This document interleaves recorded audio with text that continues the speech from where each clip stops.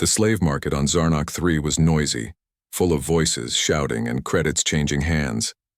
Strange creatures from every part of the galaxy stood on high platforms, being sold like objects. Strong warriors, rare workers, and skilled aliens were bought quickly by powerful buyers. The air smelled of dust, sweat, and forgotten hope. Among all this, one platform was different. A thin, alien woman stood there, her arms tied loosely. Her head was lowered, and her pale blue skin looked faded. Her clothes were torn and old. A rough sign hung around her neck. It read, "Defective, worth 1 credit." The crowd didn't even look at her. "She's useless," someone whispered. "Can't lift a box, can't even talk," another said. "She's broken, probably can't even clean floors." The auctioneer laughed loudly. 1 credit. Anyone? Even less if you just take her and go." He smirked, tapping her weakly with a stick. "Look at her. No spark, no skills, not even a name." But someone was watching. At the back of the market, a human stood still. He wore a dusty jacket, simple, boots, and carried no weapon. His name was Jace, a traveler and pilot. His ship was small, but his heart was bigger than most. His eyes stayed fixed on the quiet woman. There was something different about her. She didn't beg. She didn't cry. She just stood there, silent, as if waiting for something, or someone. Jace stepped forward. "I'll take her," he said calmly. The crowd turned, surprised. Laughter followed. "A human buying that?" One alien snorted. "Must be mad, she's trash." Jace didn't reply. He handed over a single credit to the auctioneer. "She's yours." The seller chuckled. "Don't blame me if she stops breathing. Tomorrow." As Jace walked up to the platform, the woman looked at him for the first time. Her eyes were tired, but deep inside them was something else. Something the others had missed. A quiet fire, a small spark. He reached out and untied her ropes. "No more chains," he said softly. She didn't move at first. Then slowly, she stepped down, her legs shaking. Jace placed a hand on her shoulder to help her walk. "What's your name?" he asked. She didn't answer. She only looked at the ground. "That's okay," he said gently. "You can tell me later. Or not at all." They left the market together. The crowd didn't care. To them, it was just a man wasting his money. But to Jace, it was the start of something much greater. Back on his ship, Jace gave her water, food, and a blanket. She sat in silence, watching him move around the small room. "You can rest here," he told her. "You're safe now." Still, she said nothing. He gave her a soft smile. "Until you tell me your real name, I'll call you Lyra. Is that okay?" She blinked once, then slowly nodded. As the ship lifted off the ground, leaving the market behind, Lyra sat quietly by the window, staring at the stars.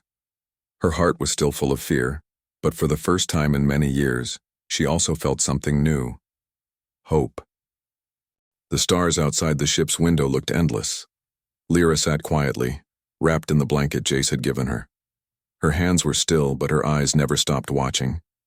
Every sound of the engine, every soft beep of the control panel, all reminded her of places she had once been and chains she couldn't forget. Jace sat in the pilot's seat, checking their course. He didn't speak much. He knew not to ask too many questions. He didn't treat her like an object or a servant. Instead, he just let her exist, peacefully. After some time, he stood and placed a simple meal on the small table in front of her. Warm bread, fruit, and a cup of water. "You don't have to eat it now," he said gently. "But it's there if you want it." Lyra stared at the plate. The food looked real, clean, not like the scraps she used to get. Slowly, carefully, she picked up the bread and took a small bite. Her hands trembled. Jace smiled but didn't say anything. He returned to his seat and let her be. Later, as the ship moved through deep space, Jace started checking some small repairs near the cargo area. Lyra watched from a distance. He wasn't loud or angry. He worked with care, even humming to himself. She finally spoke, just one word. "Why?" Jace turned and looked at her. Why what? Why, buy me. Her voice was soft, almost a whisper. He walked over and sat across from her. Because you looked like you needed help, and I could give it. But I'm broken, she said quietly. Jace shook his head. I don't believe that. Just because others gave up on you doesn't mean you're broken. She looked down. No one had ever said that to her. I don't expect anything from you, he added. You don't owe me work or loyalty. I just want you to be safe, free. That word, free, stayed in her mind. The next day, Lyra woke up to find fresh clothes folded near her bed. Simple but clean. She changed into them, surprised at how strange it felt to wear something that wasn't torn or stained. When she stepped into the main room, Jace smiled.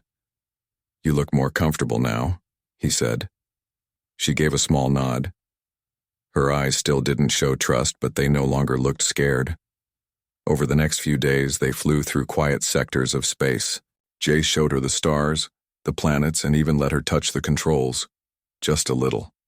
She had never been allowed near ship systems before. At night, she sometimes woke from nightmares, memories of cages and beatings. But when she opened her eyes and saw the soft lights of the ship and heard Jace breathing calmly in the other room, the fear would slowly fade. One evening, Jace gave her a datapad. There's music on this, he said, and some stories. You might enjoy them. Lyra took it, confused. No one had ever given her something just to enjoy. She tapped the screen and music played, soft, peaceful sounds. That night, she didn't have a nightmare. She sat by the window, datapad in her hands, eyes on the stars. She still didn't understand why Jace had saved her. She didn't know what he wanted, but deep inside, something was starting to grow. Not just safety, not just peace. Possibility. Lyra began to move differently. Each step was steadier. Her hands no longer shook when she held the datapad. She even smiled once, just for a moment, when a funny story played on the screen. Jace noticed every change, but he never said anything. He simply continued his quiet kindness, repairing parts of the ship, sharing meals, and treating her like she mattered. Still, he had questions. Who was she before the auction? Why did someone like her, calm, alert, and clearly trained, end up marked as worthless? Jace didn't ask her directly. He didn't want to break the fragile trust they were building. Instead, he used his ship's records to check public databases. It was risky, but he was careful. He searched auction history, slave tags, and old security footage. Then he found it. A broken record hidden in a forgotten system. A noble house from the planet Velmora, attacked during a political conflict. Many of its people were captured or killed. One female bodyguard had vanished, last seen fighting to protect a young heir during the invasion. The description was short, but the face, it matched Lyra. Or rather, the woman she used to be. Her real name was Kalira Then. Jace leaned back in his chair, surprised. Not only had she once been a warrior, but she had served a noble family, possibly even royal. Something had happened after the fall of her house. Something that made her enemies label her defective. It was easier to silence someone by calling them worthless than admitting they were dangerous. He looked over at Lyra, who was asleep on the couch, curled up under her blanket. She still hadn't told him anything about her past, but now he understood a little more. She wasn't just broken by life. She had been buried by it. Jace quietly deleted the search history. If anyone found out who she really was, she might be hunted. It was better to protect her secrets even from herself. The next day, Lyra found him working near the engine. She stood there for a long moment, holding something in her hand. It was the bracelet he had given her when she first came on board. A simple string with a small metal charm. I had a dream last night, she said slowly. Jace wiped his hands and turned toward her. What about? I saw fire. I was protecting someone, a child, she said, eyes distant. I think I used to fight. I think I was someone different. Jace nodded, not pretending to be surprised. That makes sense. You believe me? She asked. I believe everything about you, he said gently. Even the parts you can't remember yet. She looked down, the bracelet tightening in her fingers. Do you think I was bad? She whispered. If I ended up like that? No, he said firmly. I think you were brave. And someone was scared of that. For a long time, Lyra stood in silence. Then she looked up, and for the first time her voice carried strength. I want to remember who I was, Jace smiled. Then we'll find the pieces. Together. Outside the ship, the stars blinked like distant memories, but inside something had shifted. Lyra was no longer just surviving. She was starting to reclaim herself. Jace's ship floated through quiet space, moving toward a small fuel station near a dead moon. The trip had been peaceful so far, and both Jace and Lyra had grown used to a simple routine, fixing the ship, cooking meals, and sharing stories from old data files. But peace never lasted long in the galaxy. Just before docking, the alarm rang. Jace ran to the console. 3 pirate ships appeared on the radar, fast, armed, and moving in quickly. We're not going to outrun them, Jace said under his breath. Lyra stood behind him, calm but focused. What do they want? Fuel. Cargo. Maybe more, Jace said. They board small ships like ours. Usually, no one fights back. Lyra clenched her hands. Something in her bones remembered danger. She felt no fear, just an old, hidden strength waking up. Jace opened a locker and handed her a small stun stick. This is all I have. You don't have to fight. But she didn't take it. Instead, she walked to the ship's control panel, touched a few keys, and locked down the lower compartments. Her fingers moved fast, too fast for someone who claimed to be just a slave. Who taught you that? Jace asked, surprised. I don't remember, she said. But my body does. The ship shook as the pirates attached their boarding clamps. Jace and Lyra moved toward the airlock, ready for whatever came through. The door hissed open and 3 alien pirates stepped in, tall, armored, and armed with stun rifles. Drop your weapons. One shouted. Jace raised his hands. We don't want trouble. But Lyra didn't move. Her eyes were locked on the leader. Her feet slid apart slightly, battle stance. Her breathing slowed. The pirate took 1 step closer. And that was a mistake. In one swift move, Lyra grabbed the pipe near the wall and slammed it into the pirate's arm. The rifle fell. She spun, kicked another in the chest, and swept the 3rd to the floor with shocking speed. Jace just stood there, shocked.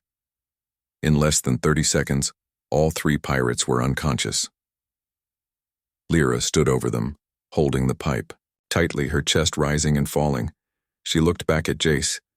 I think I used to do that. A lot, she said. He nodded slowly. That was amazing. She dropped the pipe and stepped back, shaking slightly. Not from fear, but from the rush of memory. Her body remembered moves her mind had forgotten. Training, strength, skill. Jace locked up the pirates and sent a signal to the nearest patrol. They would be picked up soon. Later, as they sat at the table with cups of hot tea, Jace looked at her with new eyes. You're not just a survivor, he said. You're a fighter. Lyra nodded. Maybe I was once. Maybe I still am. She looked at her hands, then at the stars outside. I want to learn again, she whispered. Not just remember, but become that person once more. Jace smiled.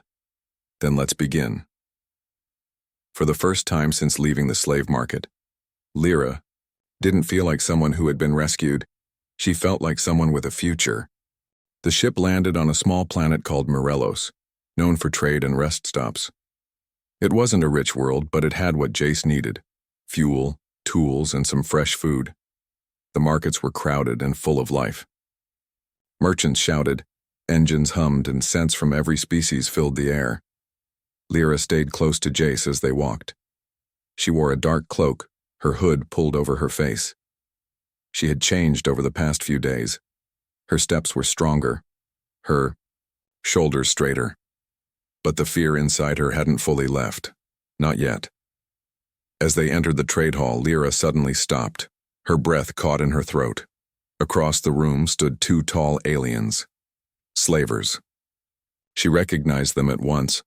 Their skin was gray with yellow marks. She remembered their voices. Years ago, they had pulled her from the burning halls of her home, chained her, and laughed as they sold her to different owners. She stepped back, eyes wide. Jace noticed. "Lyra, what is it?" She shook her head. "I know them. Those two, they used to own me." Jace's eyes narrowed. He gently took her hand. "We can leave. Now." But before they could turn around, one of the slavers spotted her. His eyes lit up with surprise. Well, he said, walking toward them. "I thought you were dead, or rotting in some cage." Jace stepped in front of her. "Back away," the slaver laughed. "And who are you?" "Her new master? She's nothing but damaged goods."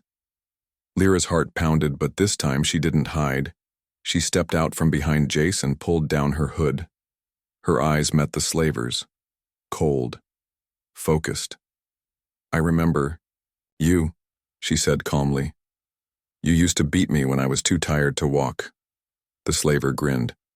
"And look at you now. Still weak. Still." He didn't finish.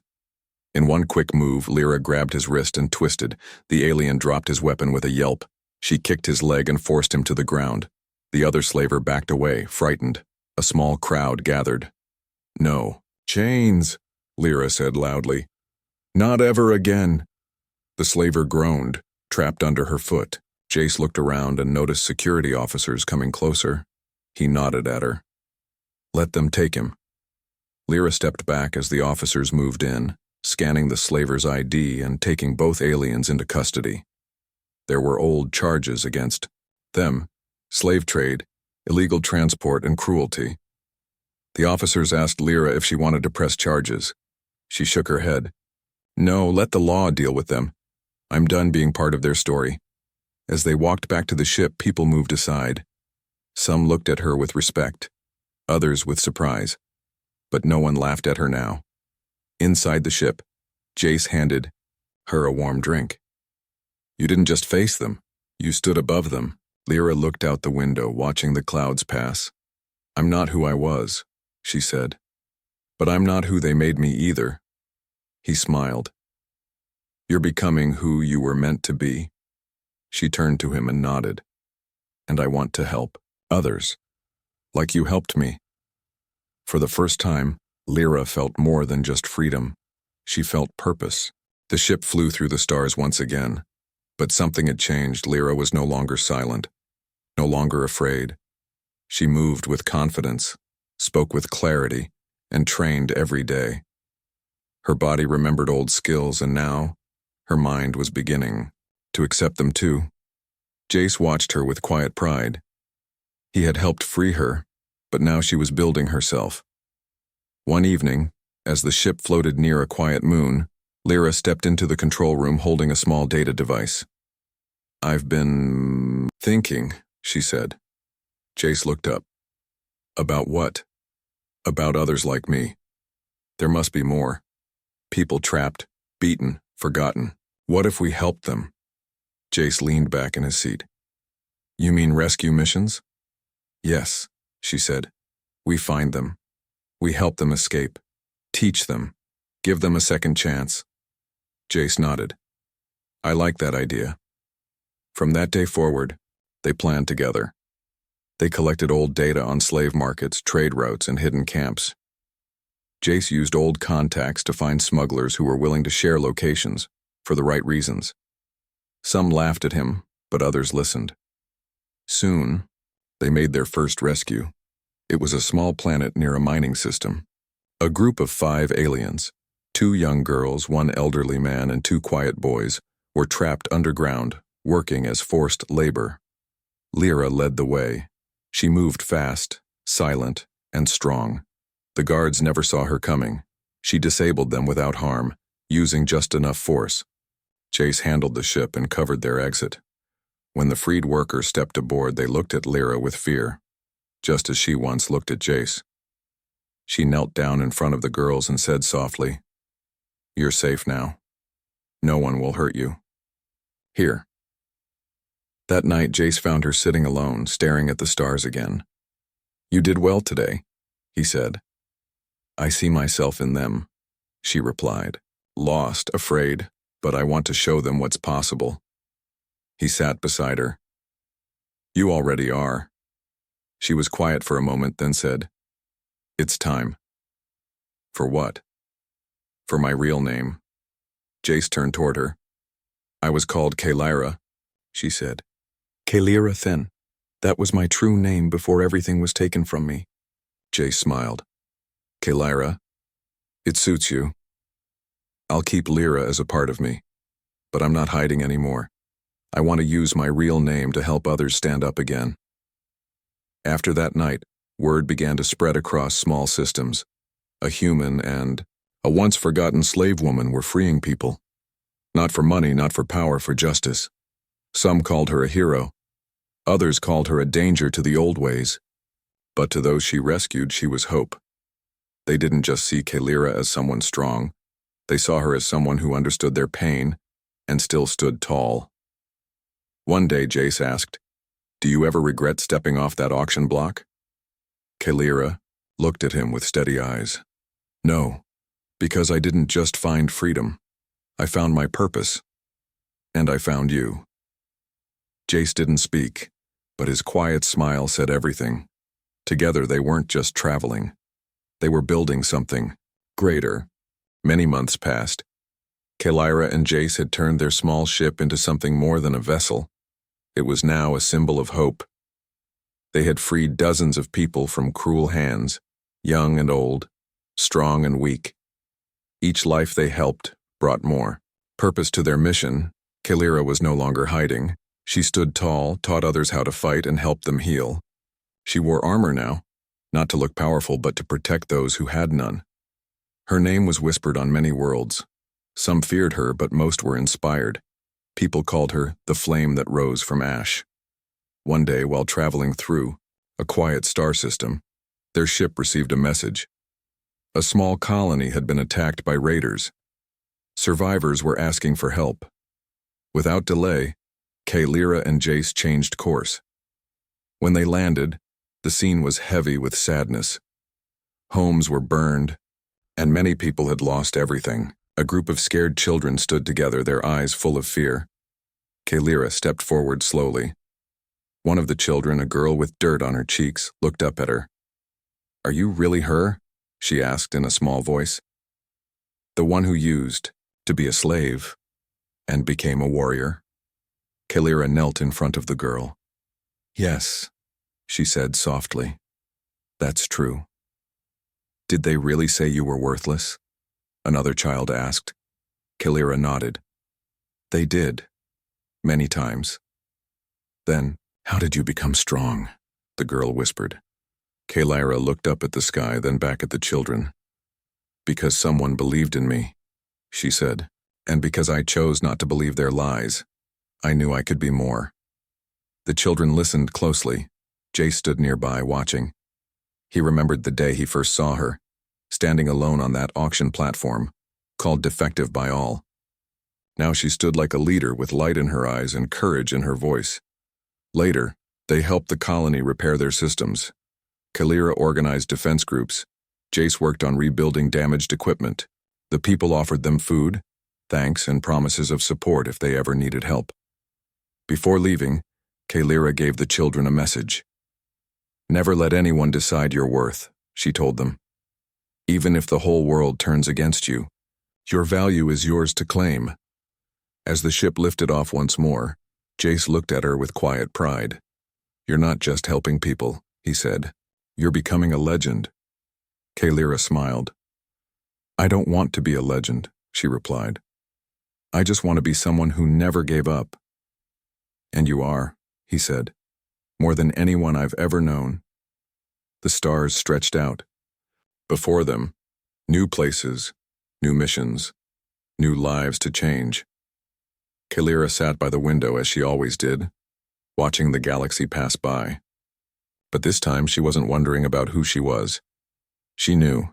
She was Kalira Thin, once called worthless, now known across the stars, a symbol of strength, a voice for the voiceless, a warrior who rose from silence and lit the way for others, and beside her always was the human who saw her first, not as a slave but as a person worth saving.